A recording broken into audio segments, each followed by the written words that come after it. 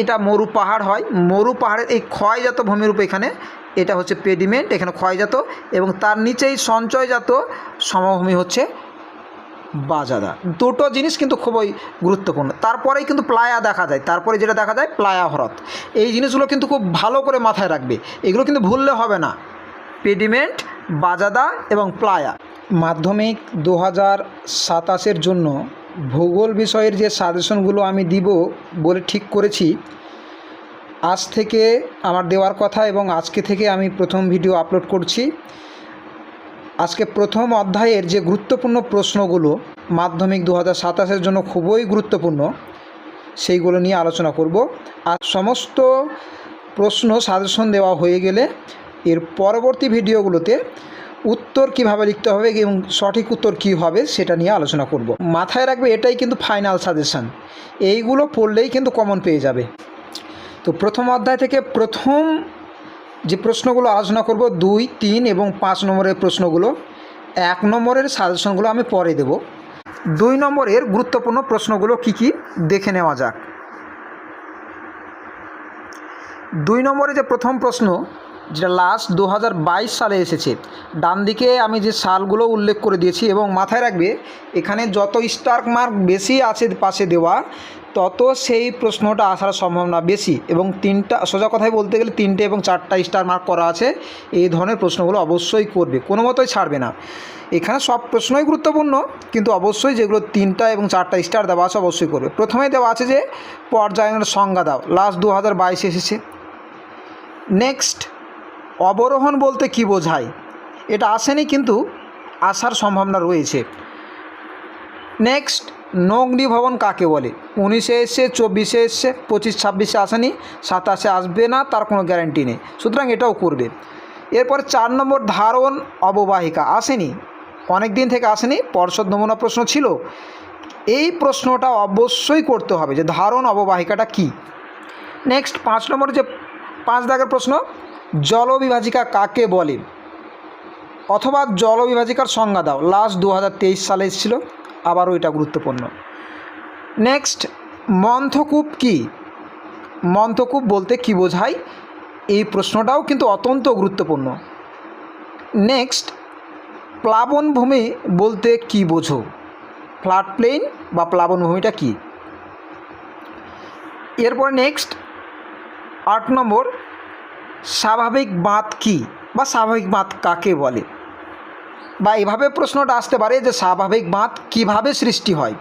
প্রশ্নটা যেভাবেই আসুক না কেন, স্বাভাবিক বাঁধ কি এটা করতে গিয়েই সমস্ত বিষয়টাকে ভালো করে জেনে নিতে হবে। নেক্সট, ষষ্ঠাঘাতের সূত্র, WH হপকিন্সের দেওয়া 1942 সালে। ষষ্ঠাঘাতের সূত্রটা অত্যন্ত গুরুত্বপূর্ণ প্রশ্ন, এটা আসেনি, আসার সম্ভাবনা রয়েছে। নদীবাঁধ বা মিয়েন্ডার কী বা কীভাবে সৃষ্টি হয়, এটাও খুবই গুরুত্বপূর্ণ। 11 নম্বর, পলল শঙ্কু ও পলল ব্যজনী কি, লাস্ট 2022 এসেছে, দুইয়ের মধ্যে পার্থক্যও আসতে পারে। 12 নম্বর, পাখির পায়ের মতো বদ্বীপ সৃষ্টি কিভাবে হয়, লাস্ট 17-তে এসে, আসেনি অনেক দিন থেকে, গুরুত্বপূর্ণ। নেক্সট, গিরিখাত কাকে বলে, 13 নম্বর প্রশ্ন, গিরিখাত কাকে বলে, এটাও কিন্তু খুব গুরুত্বপূর্ণ প্রশ্ন, মাথায় রাখবে যে গিরিখাত কাকে বলে। নেক্সট 14 নম্বরের প্রশ্ন, জলপ্রপাত কাকে বলে বা জলপ্রপাত কিভাবে সৃষ্টি হয়, এই প্রশ্নটা কিন্তু খুবই গুরুত্বপূর্ণ, মাথায় রাখবে, এটা অত্যন্ত গুরুত্বপূর্ণ প্রশ্ন। এই প্রশ্নটা কিন্তু ভালো করে সবাই পড়বে যে জলপ্রপাত কী বা জলপ্রপাত কীভাবে সৃষ্টি হয়। বা এভাবে আসতে পারে যে জলপ্রপাত সৃষ্টির দুটো শর্ত বলো, বিভিন্নভাবে আসতে পারে, জলপ্রপাত সৃষ্টির কারণ কি আসতে পারে, কিন্তু জলপ্রপাত কাকে বলে এটা পড়তে গিয়েই কিন্তু জলপ্রপাতটাকে ভালো করে খুঁটিয়ে পড়তে হবে। আর একটা জিনিস বলে রাখি, 2 নম্বরের প্রশ্নগুলো তো এই যেটা মূলত বহির্জাত প্রক্রিয়া থেকে আছে, ছবি কিন্তু প্র্যাকটিস করবে সকলেই, ছবি প্র্যাকটিস না করলে কিন্তু 2-এ 2 পাওয়া যাবে না। নেক্সট 15 নম্বর প্রশ্ন, হিমরেখা কাকে বলে, খুব সহজ প্রশ্ন, আসেনি অনেক দিন থেকে, আসতে পারে এবার। নেক্সট, হিমরেখার উচ্চতা কোন কোন বিষয়ের উপর নির্ভরশীল? অত্যন্ত গুরুত্বপূর্ণ একটি প্রশ্ন যে হিমরেখার উচ্চতা কোন কোন বিষয়ের উপর নির্ভরশীল। মাথায় রাখবে হিমরেখার উচ্চতা কিন্তু স্থির থাকে না সারা বছর থাকে না, এটা কিন্তু পরিবর্তনশীল। আচ্ছা, নেক্সট 17 নম্বর প্রশ্ন, বাকশৃঙ্গ কাকে বলে? বাকশৃঙ্গ ক্রেভাস দুটোই মোটামুটি একই জিনিস।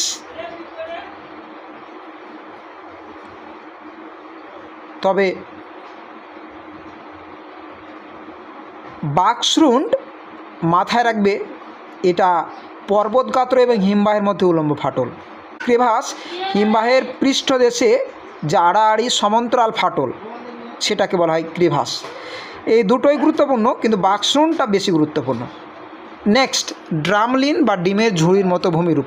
20 নম্বর প্রশ্ন, ঝুলন্ত উপত্যকা কাকে বলে বা ঝুলন্ত উপত্যকা কিভাবে সৃষ্টি হয়? প্রশ্নটা যেভাবেই আসুক না কেন করতে হবে, ছবিসহ চিত্রসহ। নেক্সট 21 নম্বর প্রশ্ন, পাদদেশীয় হিমবাহ বলতে কি বোঝো? লাস্ট 2022 এসেছে। পার্বত্য হিমবাহ বা উপত্যকা হিমবাহ, পাদদেশীয় হিমবাহ আর একটা মহাদেশীয় হিমবাহ, তিনটার মধ্যে এই দুটো অর্থাৎ পাদদেশীয় আর একটা উপত্যকা হিমবাহ গুরুত্বপূর্ণ। পাদদেশীয় হিমবাহটা লাস্ট 2022 এসেছে, আসতে পারে আবার। নেক্সট, পিরামিড চূড়া কিভাবে সৃষ্টি হয় বা আসতে পারে যে পিরামিড চূড়াটা কি। নেক্সট 24 নম্বর প্রশ্ন, গৌর বা গারা কি অথবা মাশরুম রক বলতে কি বোঝায়? একে পেডাস্ট্রাল রকও বলা হয়ে থাকে। এটা অত্যন্ত গুরুত্বপূর্ণ একটা প্রশ্ন, মাথায় রাখবে। পেডাস্ট্রাল রক, গৌর বা গারা, মাশরুম রক একই জিনিস। বা এটা কিভাবে সৃষ্টি হয়, এভাবে প্রশ্নটা আসতে পারে। আর একটা জিনিস, যে প্রশ্নগুলো পড়তে গেলে 1 মার্কের যে প্রশ্নগুলো হয় সেগুলোও কিন্তু উত্তর দিতে পারবে। এখান থেকে অনেক 1 মার্কের প্রশ্ন পেয়ে যাবে। এই 2 নম্বরগুলো থেকে, 3 নম্বরগুলো থেকে, 5 নম্বরগুলো, মূলত 2 নম্বর যে প্রশ্নগুলো আছে এখানে অনেক 1 মার্কের প্রশ্ন পেয়ে যাবে।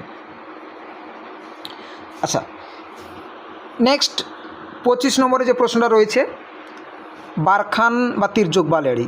আচ্ছা, বারখান আর তির্যক বালিয়াড়ি কি আলাদা জিনিস? তির্যক বালিয়াড়ি একটা উদাহরণ হচ্ছে বারখান বালিয়াড়ি, মাথায় রাখবে। এবার প্রশ্নটা শুধু এইভাবে আসতে পারে যে তির্যক বালিয়াড়ির সংজ্ঞা দাও। লাস্ট 2022 যেমন এসেছে যে তির্যক বালিয়াড়ির সংজ্ঞা দাও, এটা কিন্তু অবশ্যই করবে। এরপরে অপসারণ গর্ত কীভাবে সৃষ্টি হয়? 18তে এসছে, আসেনি, অত্যন্ত গুরুত্বপূর্ণ, খুব একটা ভাইটাল প্রশ্ন। অপসারণ গর্ত কীভাবে সৃষ্টি হয়? তোমরা জানো যে পৃথিবীর বৃহত্তম অপসারণ গর্ত হচ্ছে মিশরের কাতারা। এই অপসারণ গর্ত একটি বায়ুর ক্ষয়জাত ভূমিরূপ, অর্থাৎ বায়ুর ক্ষয় কাজের ফলে সৃষ্টি হয়। এই জিনিসগুলো কিন্তু খুব মাথায় রাখবে। প্লায়া হ্রদ কীভাবে সৃষ্টি হয়? এটাও গুরুত্বপূর্ণ প্রশ্ন। প্লায়া হ্রদটা কি মরু অঞ্চলে লবণাক্ত হ্রদ? এটা কিন্তু বিভিন্ন অঞ্চলে বিভিন্ন নাম আছে, এগুলো কিন্তু মাথায় রাখতে হবে।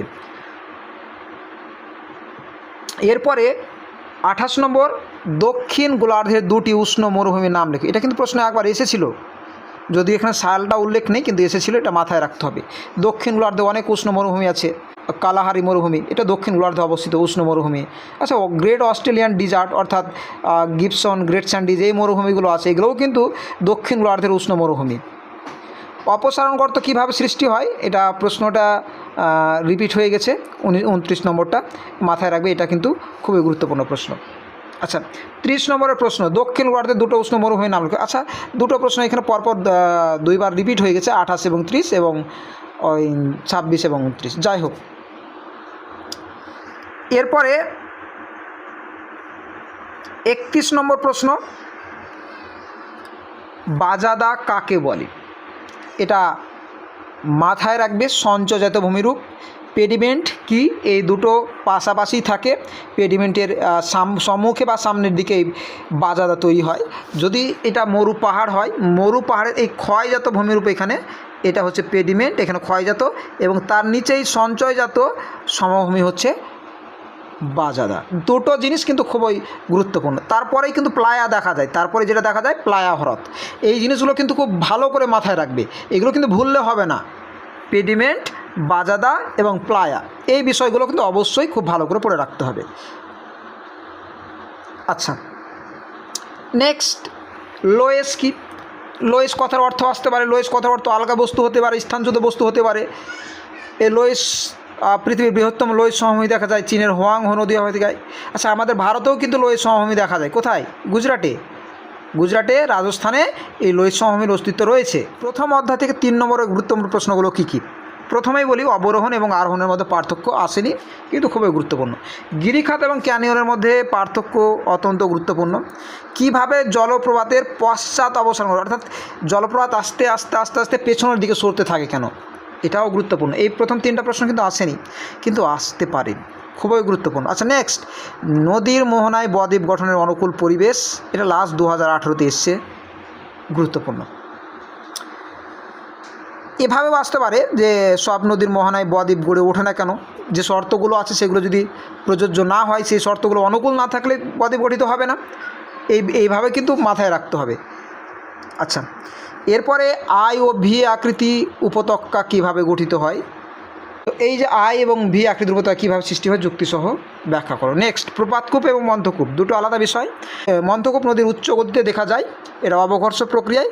অন্যদিকে জলপ্রপাতের পাদদেশে দেখা যায় প্রপাতকূপ, বা যেটাকে আমরা প্লাঞ্জ পুল বলি। আচ্ছা, পলল শঙ্কু এবং পলল ব্যাজির মধ্যে পার্থক্য, দুইয়ের সংজ্ঞা এবং পার্থক্য অবশ্যই দুটোই করে রাখবে।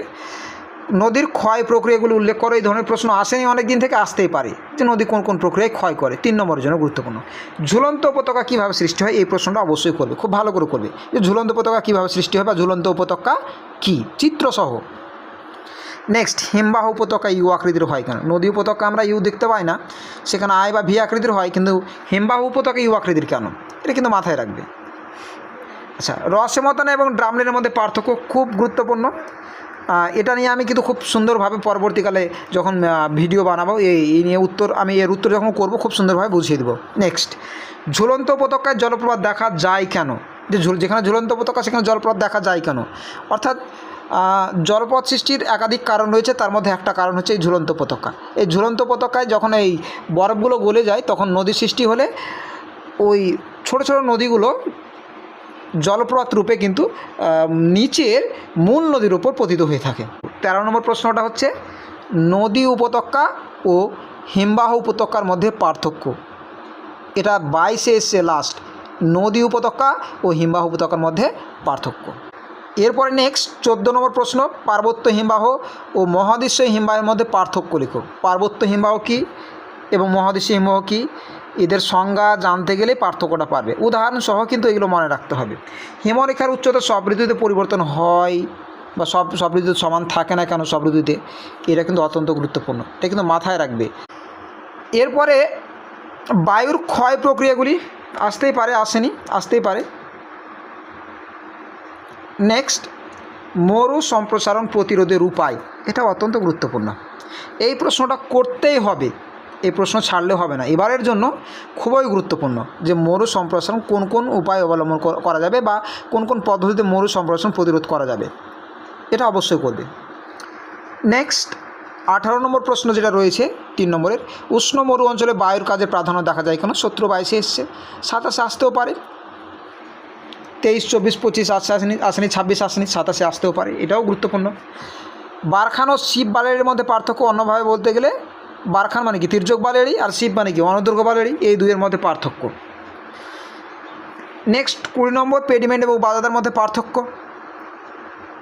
তো এই 20টা প্রশ্ন প্রথম অধ্যায়ের, এইগুলো করলেই 3 নম্বর প্রশ্ন কমন হয়ে যাবে। তো প্রথম অধ্যায় থেকে 5 মার্কের কোন প্রশ্নগুলো করতেই হবে, কোন প্রশ্নগুলো?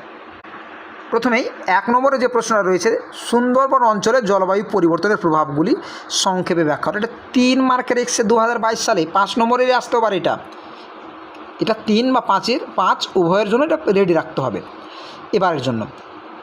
বা প্রশ্নটা এভাবে আসতে পারে, গঙ্গা, পদ্মা, মেঘনা বদ্বীপ অঞ্চলের উপর পৃথিবীব্যাপী জলবায়ু পরিবর্তনের প্রভাব, একই প্রশ্ন। সুন্দরবন মানে কি? এই যে গঙ্গা, ব্রহ্মপুত্র, বদ্বীপ অঞ্চলকে বোঝাচ্ছে। আচ্ছা, প্রশ্নটা এভাবে আসতে পারে, বিশ্বব্যাপী জলবায়ু পরিবর্তন কীভাবে সুন্দরবন অঞ্চলকে প্রভাবিত করেছে, উদাহরণসহ, মানে কোন কোন দ্বীপ ডুবে গেছে এগুলো কিন্তু উল্লেখ করতে হবে, কত ডিগ্রি তাপমাত্রা বেড়েছে, এই জিনিসগুলো কিন্তু অবশ্যই উল্লেখ করে দিতে হবে। এই প্রশ্ন একটা। এবার খুবই গুরুত্বপূর্ণ যেটা, সেটা হচ্ছে 2 নম্বরের প্রশ্নটা, নদীর ক্ষয় কার্যের ফলে যে কোনো 3টি ভূমিরূপ চিত্র সহ আলোচনা করো। 15, 19, 23, 15, 19, 23 এই 2 নম্বরের প্রশ্ন। আর এই 4 নম্বরের প্রশ্ন 2, 4 আর নেক্সট 6, 2, 4, 6 এই 3টার মধ্যে একটা প্রশ্ন তো আসবেই, এমনকি 2টা প্রশ্ন আসতে পারে এই প্রথম অধ্যায় থেকে। মাথায় রাখবে কোন কোন প্রশ্ন বললাম, 2, 4 এবং 6। 2 নম্বর প্রশ্ন, নদীর ক্ষয় কার্যের ফলে 3টে ভূমিরূপ। 3 নম্বর প্রশ্ন কী আছে, হিমবাহের ক্ষয় কার্যের ফলে 3টে ভূমিরূপ আছে চিত্রসহ। 4 নম্বর, এটা অত্যন্ত গুরুত্বপূর্ণ, আসেনি, লাস্ট 2018-তে এসছে, হিমবাহ এবং জলধারা মিলিত কার্যের ফলে ভূমিরূপগুলো সংক্ষেপ আলোচনা করো। বা 5টি বলতে পারে, 3টি বলতে পারে, কিন্তু সবটা করে রাখবে। 5 নম্বরের বায়ুর ক্ষয় কার্যের ফলে ভূমিরূপ 24-এ এসছে, 25, 26 আসেনি, 27-এ আসবে না এমন কোনো মানে নেই, কিন্তু করে রাখতে হবে এটা। কিন্তু যেটা বললাম 2, 4 এবং 6 এই 3টার মধ্যে একটা তো আসবেই। শুষ্ক অঞ্চলে বায়ু এবং জলধারা মিলিত কার্যের ফলে সৃষ্ট ভূমিরূপ 6 নম্বরের প্রশ্ন, যেটা এটা অত্যন্ত গুরুত্বপূর্ণ এবারের জন্য, অর্থাৎ 27-এর জন্য। 7 নম্বরের প্রশ্ন, বায়ুর সঞ্চয় কার্যের ফলে 3টে ভূমিরূপ। এই যে 7 নম্বরের প্রশ্নটা আছে, মোটামুটি গুরুত্বপূর্ণ, করে রাখবে। বায়ুর সঞ্চয় কার্যের ফলে শিববাড়িয়ারি, বারখানবাড়িয়ারি বা লোয়ের সমভূমি, এই 3টে ভূমিরূপ করলেই হবে। ঠিক আছে, এই 3টি ভূমিরূপ এমনি তো আলাদাভাবে পড়তেও হবে, তো সেখানে 2 নম্বর প্রশ্ন আসতেও পারে, অবশ্যই করে রাখবে। তো হাতে গুনে এখান থেকে মূল কথা 4টা প্রশ্ন করলে কিন্তু কমন পেয়ে যাবে। কী কী 4টা বললাম, 2, 4, 6 এবং 5, 2, 4, 6, 5 এই 4টা। আর প্রথম যে প্রশ্নটা আছে সুন্দরবন অঞ্চলে, এটা 3 নম্বরেও আসতে পারে, আবার 5 নম্বরেও আসতে পারে, যে সুন্দরবন অঞ্চলে অর্থাৎ গঙ্গা ব্রহ্মপুত্র বদ্বীপ অঞ্চলে জলবায়ু পরিবর্তনে কীরূপ প্রভাব পড়ে। তো এই ছিল প্রথম অধ্যায়ের গুরুত্বপূর্ণ প্রশ্ন, এটাই ফাইনাল সাজেশন। এইগুলো এখন থেকে কিন্তু সুন্দর করে নিজের হাতে নোটগুলো নিজের মতো করে বানিয়ে রাখবে। আশা করি ভালো পরীক্ষা হবে, ভালো রেজাল্ট হবে। যাদের টার্গেট 100 তাদের জন্য আমি রেডি আছি, এবং ভালো করে পড়বে।